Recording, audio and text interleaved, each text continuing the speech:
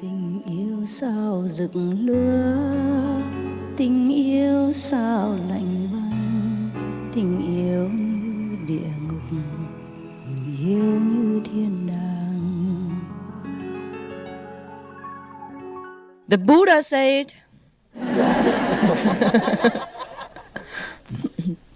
in this world, how many people, just because they don't keep their mouth shut,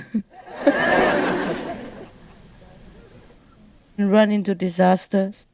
Therefore, take heed that you talk only when necessary.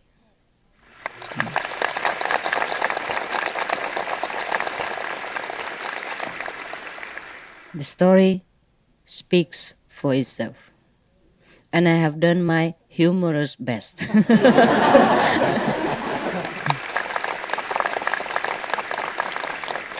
To transform a very serious story into a comedy. Okay? It's not better. So understand. That is not that we cannot speak, but we should not speak at an inappropriate time. That's the problem. It's the timing. I told you last night in Chinese that when you're too noisy, you disturb because you don't flow with the rest, or you don't flow with your partner or the surroundings. You talk when you should not, when you should keep silent, only smile or do nothing. Understand? That's when you make noise. Not because you talk all day that you make noise. I talk a lot, but the more I talk, the more you love it. Right? I don't make noise. But even when you don't talk, you make noise. Yeah, you make noise with your inner disturbance, inner turbulence, inner disharmony. Understand? By not being in accordance with the surroundings, by not being in harmony with the rest of the universe, you make noise. Some people talk just like suddenly a bomb dropped. Yeah, always. Or when they do something, it's just like suddenly we have an earthquake. It's not suitable for the occasion and the atmosphere. That is why you make noise. You're noisy. Not because you talk a lot. Understand? Yes. Some people don't even talk at all. They sit next to me or they just mention one word and it's already disturbed. Just like they put a bomb inside. Understand or not? Yes.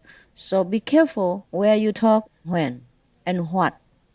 It's not that you talk a lot that you make noise. You can make noise with one word or one sentence. And you disturb the whole thing.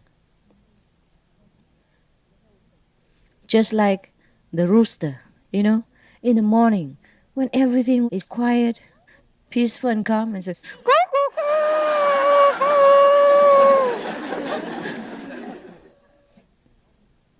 And he always does that around our meditation center. In Melly, maybe. Yes. In the morning we meditate and he makes noise. It is his duty, all right, but in the wrong place.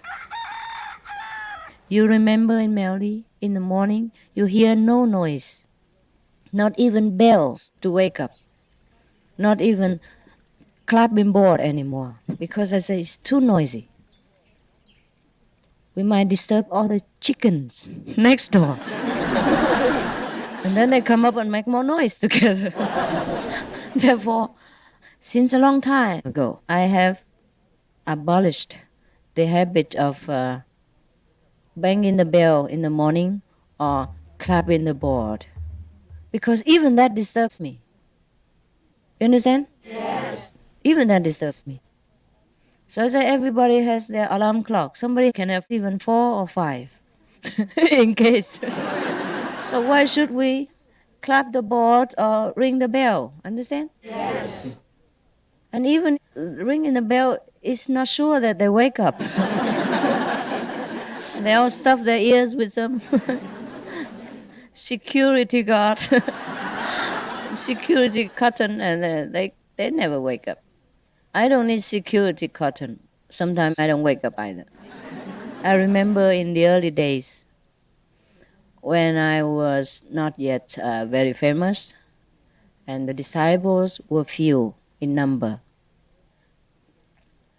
I was invited once to a Chinese temple in Puli. It's kind of the middle of Taiwan, yeah. And in that place, the climate's very nice, and it never changes.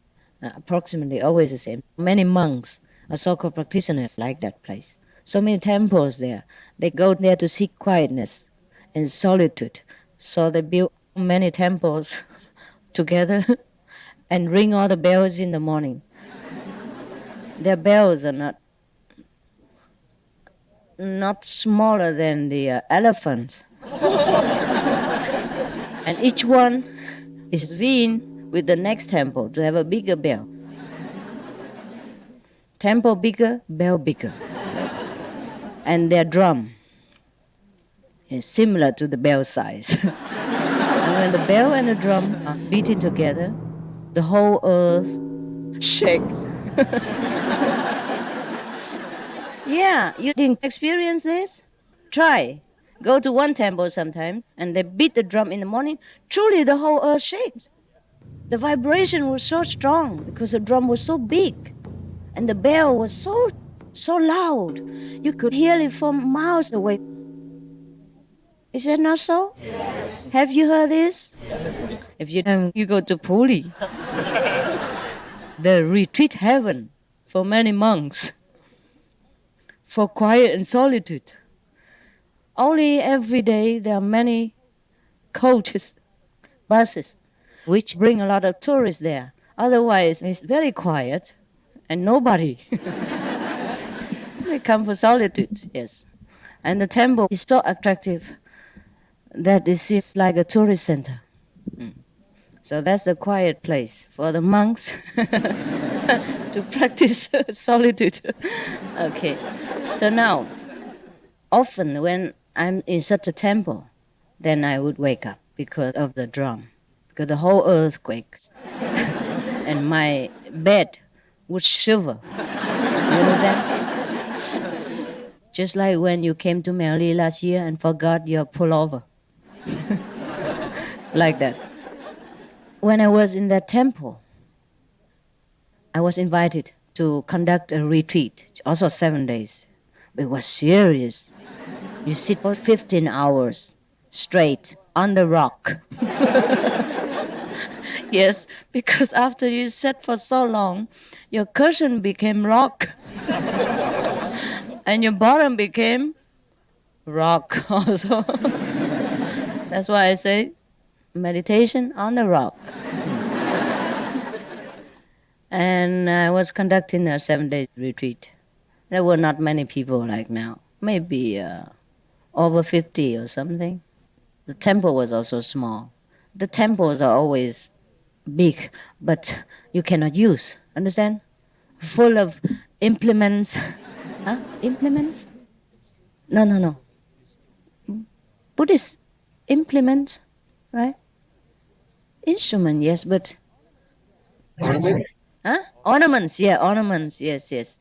And a big bell like that, big drum like that, and big Buddha like that. Yes. So you have no place for real Buddhas. Most of the time, they can only accommodate about a few hundred, at the most, but not for meditation. Not really, about 50 if they want to meditate. Otherwise, 200 or 300 standing around. In between and before and after and all that, There's no place for people. So we meditated like that. And in the morning, I never woke up. Maybe too exhausted.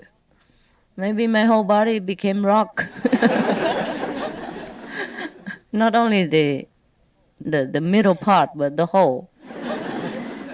I never knew, I never heard anything about at 4 o'clock they will beat the drum and bang the gong. I never heard it. The whole week long, never once I heard anything. I didn't know that they still do their morning service every day. And I didn't wake up in time for meditation. Well, we practitioners don't tell lies.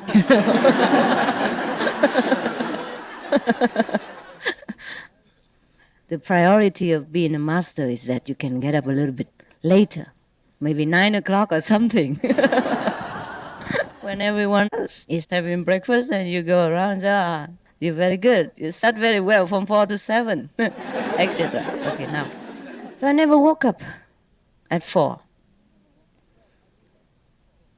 But I thought I will wake up at 4, you understand? So after some time, I have to tell the attendant to come and wake me up. But even then, he knocked at the door and I'm knocking myself over. Could never hear anything.